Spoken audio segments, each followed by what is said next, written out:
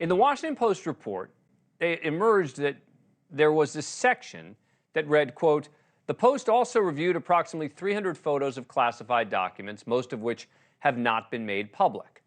The Washington Post, and it appears the New York Times, also found classified information material, upwards of 300 photos, which they decided not to publish based on the security risk they could potentially pose. Good for them for doing the right thing. The question remains, how does a 21-year-old state National Guardsman have all this access? Joining me now to discuss the various implications, national security lawyer Mark Zaid.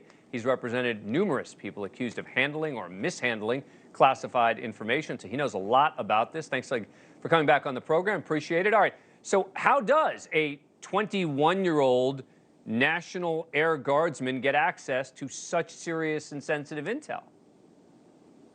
Right. Well, the first thing, I wouldn't emphasize too much about the age 21 or being a National Guardsman. There are a lot of people in the United States, so, up to 5 million or so have security clearances, including myself, who get them at a young age. And the National Guard units across the United States provide a great deal of support to military operations around the world. The question is, this 21-year-old Massachusetts Air National Guardsman, you described his position.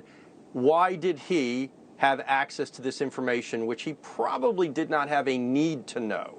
Well, let me rephrase the question then, because I'm in no way trying to demean the National Guard, but give me an example of anyone who is 21, who's in a state National Guard, who should have access to this kind of information. Well, I mean, look, there are a lot of sensitive operations that are run through National Guards, Army and Air National Guard units across the United States to provide military support, where their units are activated, where they may be going into special forces even, or pilots. Obviously, this was an Airman E3, for Airman First Class. He's a very junior person. He's been in the Guard for not even about 3 years.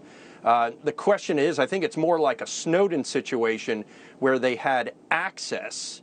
They weren't supposed to access it, but they had the clearance to do so, and they accessed information without what's called a need to know. But that's what I'm trying to figure out. And that's again. A problem. Yeah, well, that's right. That's what I'm trying to figure out is, why does someone like that have the access at all? I mean, you talk about someone who maybe is part of an operation. That I get. But this is someone who had access to information about the war in Ukraine, who had access to information about Israel and South Korea.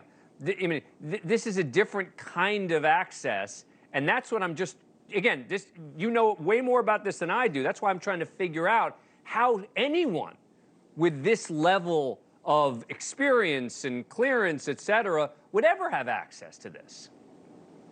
No, look, I agree with you 100%, and that's what the investigation is going to have to determine. I think there's two things. One, why did he have the ability to gain access to this information without any type of checks or oversight?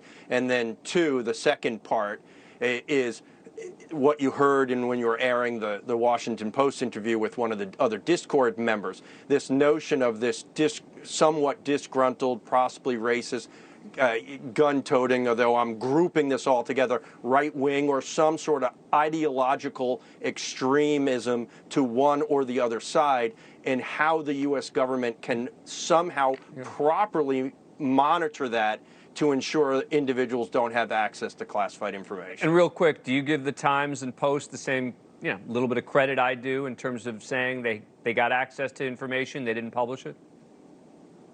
Oh, absolutely. I mean, what would the need be? Just because something might have some news value doesn't mean you push it out there, especially when it's classified. Is it really going to make a difference in the storyline to provide information to our enemies as well as allies who have no need to see that information? It wouldn't have moved the story. Unfortunately, some of their competitors might not make the same good decisions. And this is one of those rare occasions where we get to say, oh, look, the media made a hard call, and it seems that maybe they did the right thing. Mark Zaid, thank you so much for coming on the show. Really appreciate it. Anytime, Dan.